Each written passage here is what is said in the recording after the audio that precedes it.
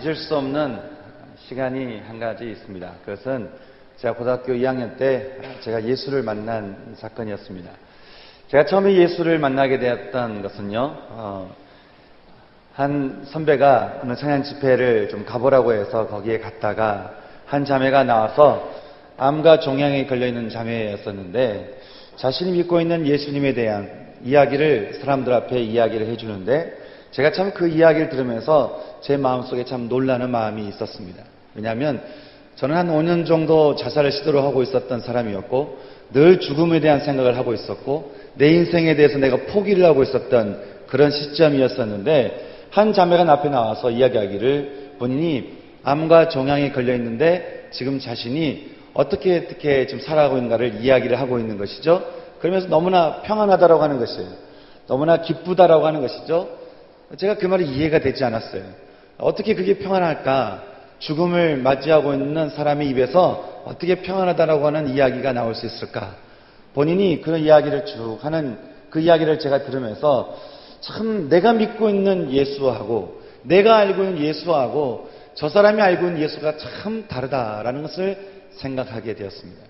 여러분 그렇지 않을까요? 교회 나와서 같이 신앙생활하지만 누구는 예수라고 하면 아주 행복하고 예수라고 하면 이야기해 줄 것이 많고 기쁨이 있고 행복하고 즐거움이 있는데 어떤 사람은 예수라고 말을 하면 지루하고 재미없고 또 예수 얘기냐라고 말할 수 있는 정말 예수가 어떤 분인가 이해할 수 없는 그런 생각을 가진 분도 있을지 모르겠습니다.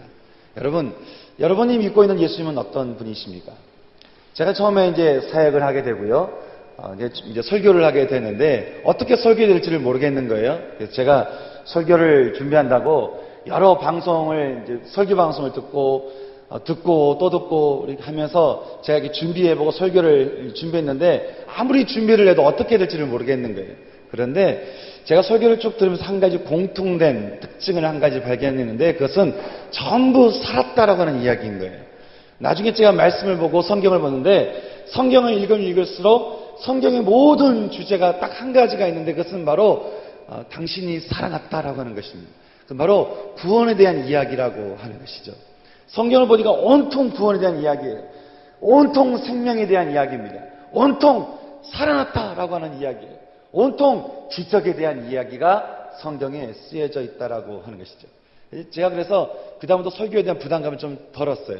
살아났다라고 하는 것은 제가 증명해 줄 수 있기 때문에 오랜 기간 동안에 죽음 가운데 있었고 죽음이 뭔지를 알고 자살 직전에 그 심정이 어떤 심정인지를 알기 때문에 죽음 가운데 가고 있는 사람들의 그 마음을 내가 너무나 잘 알고 있기 때문에 거기서 벗어나서 살아나는 그 삶이 얼마나 은혜롭고 얼마나 기쁘고 얼마나 생동감 있는가를 제가 너무나 잘 알기 때문에 그냥 그거를 이야기하면 되겠구나 라고 하는 마음으로 그 다음 제가 설교를 하게 되었습니다. 사랑하는 청년 여러분, 성도 여러분, 여러분은 어떤 예수를 믿고 계십니까? 누군가는 예수를 믿고 사람이 살았어요. 누군가는 예수를 믿고 죽음에서 벗어났어요. 누군가는 예수를 믿고 그 생명력 때문에 내 안에 있는 죽음의 것들에서 벗어났어요. 하지만 누군가는 예수를 듣고 아무런 삶의 변화가 없다라고 하는 것이죠. 여러분은 어떠십니까?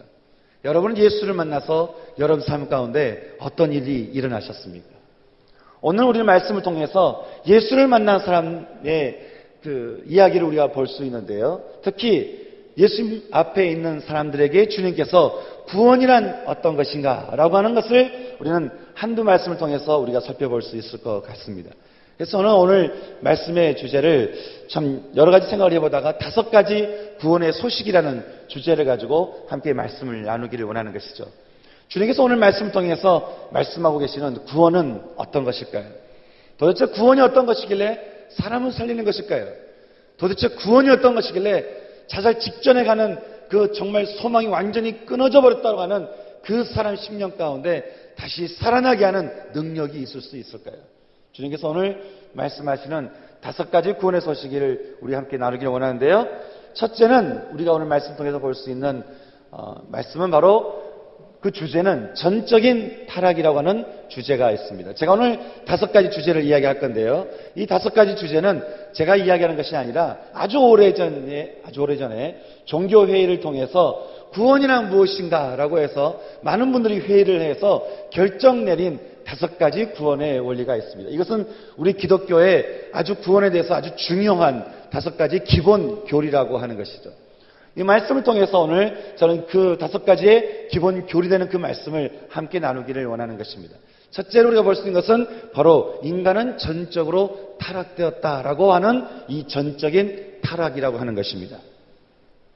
영의 사람이라고 하는 것은 그 영이라고 하는 뜻의 말처럼 성령님에 의해 살아가는 사람이다라고 우리는 말해볼 수 있습니다. 그래서 내 안에 성령님이 충만히 임하여서 내가 성령의 물결 따라 살아가는 것이죠. 그래서 믿는 사람들이 반드시 빠지지 않고 해야 되는 기도 제목이 있습니다. 그것은 바로 내 안에 성령의 충만함 있게 하여 주시옵소서. 성령 충만함을 두고 기도해야 된다고 하는 것이죠. 여러분이 뭔가 살 수 있을 것 같고 여러분이 인생에 뭔가 성공할 수 있을 것 같지만 여러분 빨리 그 착각에서 벗어나시기 바랍니다. 제가 처음에 교역자가 돼서 말씀을 전할 때요, 정말 열심히 준비를 했어요. 몇 장 준비를 하고 정말 했는데 이렇게 준비한 것이 다가 아니더라고요. 정말 하나님께서 내 안에 오셔서 성령께서 나를 사로잡으시고 내 말을 사로잡으시고 내 영을 사로잡을 때 그때 성령이 하시는 말이 나오더라고요. 중요한 것은 내 안에 성령이 계시느냐, 중요한 것은 내 안에 성령이 충만함이 있느냐, 이것이 우리의 믿는 자들에 있어서 영원한 숙제라고 하는 것입니다. 사랑하는 청년 여러분, 한 주 동안 사시면서 성령 충만한 가운데 사셨습니까? 아니면 성령이 내 안에 계시는데 그것을 부정하며 사셨습니까? 우리가 성령 충만한 가운데 살지 않는다면 우리는 생명력을 잃어버리는 그런 삶을 살 수 있다라고 하는 것이죠. 그래서 우리는 언제나 성령의 충만함을 따라서 영의 사람으로 사는 것, 이것이 바로 그리스도이다라고 하는 것입니다. 그럼 육의 사람은 어떤 사람일까요? 우리가 육의 사람이 되려면 어떻게 하면 육의 사람이 될 수 있을까요? 우리가 64절 말씀을 통해서 좀 살펴볼 수 있는 것은 64절 말씀을 함께 우리가 읽어볼까요? 함께 읽어보겠습니다. 시작.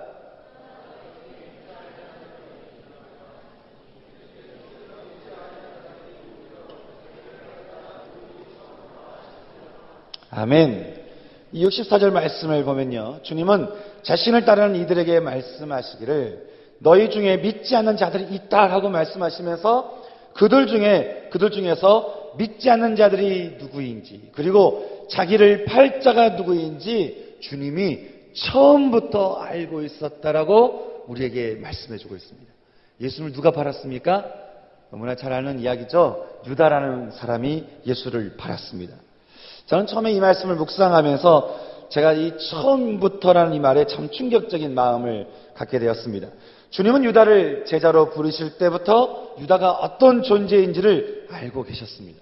하지만 그를 앞으로도 많은 시간들을 함께 하셨지만 주님은 그에게 어떤 말씀하셨을까요? 너가 왜 그랬냐? 너 앞으로 이럴 것이다 라고 주님께서 유다를 비난하거나 정죄하는 말씀을 우리는 성경에서 볼 수 없다라고 하는 것이죠. 주님은 아셨어요. 근데 함께 하셨어요. 나를 팔 자는 줄 아셨어요. 하지만 그와 함께 하시고 그를 버리지 않으셨습니다. 우리는 성경에서 주님께서 참 많은 사람들에게 복음을 전하는 장면을 우리가 보게 됩니다. 그 중에 율법사를 또 있고 바리새인을 또 있습니다. 주님께서 너무나 그들에 대해서 잘 아셨습니다. 그들이 자신을 어떻게 할 자인지를 잘 아셨죠. 언제나 그들은 주님의 말씀을 트집잡고 또 마치 스토커처럼 주님을 따라다니면서 이렇게 주님에게 반항하고 했던 사람들이 바로 그들이었습니다. 그들이 어떤 사람인지를 주님이 잘 아셨어요. 하지만 늘 그들과 함께 다니는 것에 주님께서 거부하지 않으셨습니다. 그들은 그냥 함께 하셨습니다. 자신을 팔 자도 함께 하셨고, 자기를 거부할 자도 함께 하셨고, 자기 말을 듣지 않을 자도 함께 하셨고, 반항할 자도 함께 하셨고, 그렇게 주님은 사람들과 함께 하는 것에 대해서 늘 어떻게 거부하지 않으시고 늘 함께 하셨던 말씀을, 그 장면들을 우리는 성경을 통해서 볼 수 있는 것입니다. 왜 그랬을까요? 주님이 왜 다 아셨으면서도 그렇게 함께 하셨을까요? 주님은 모든 것을 다 아셨지만 그것도 처음부터 아셨지만 다른 사람들 역시 그냥 오병이의 기적이 일어나고 뭔가 있는 것 같으니까 제자가 되겠다고 따라오는 사람들인 줄을 아셨지만 주님은 그들을 내버려 두셨다라고 하는 것입니다. 그리고는 오늘 말씀에서 나는 너희 중에서 믿지 않는 자들이 누구인지 누가 날 팔 자인지를 나는 처음부터 알고 있었다라고 주님께서는 말씀하고 있는 것입니다.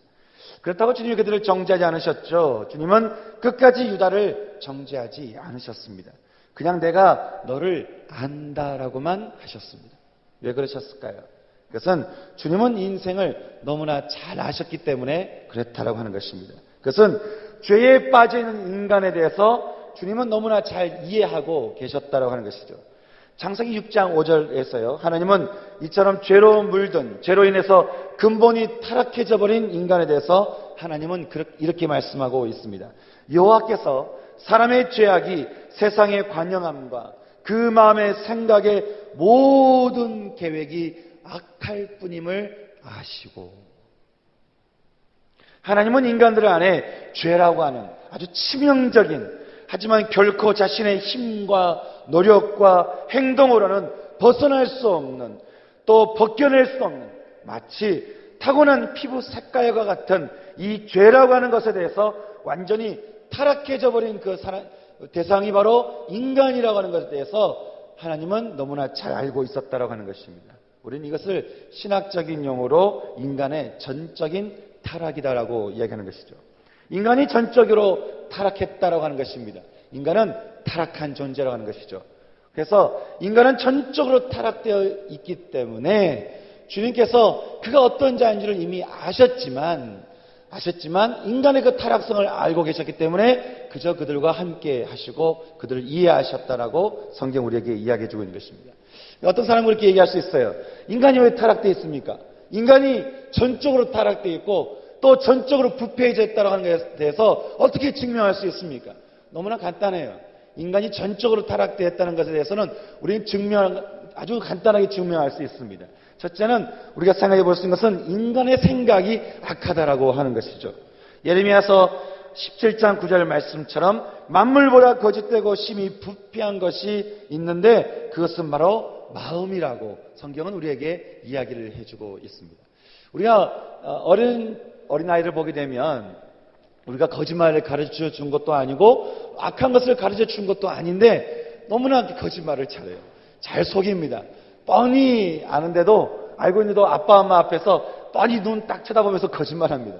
얘가 어디서 거짓말을 배웠는지, 어디서 욕을 배웠는지, 어디서 그렇게 질투를 배웠는지, 어디서 그렇게 시기함을 배웠는지 알 수가 없지만 그 마음 안에, 이 조그마한 아이 안에 악함이 드러난 것을 우리가 보게 되는 것이죠.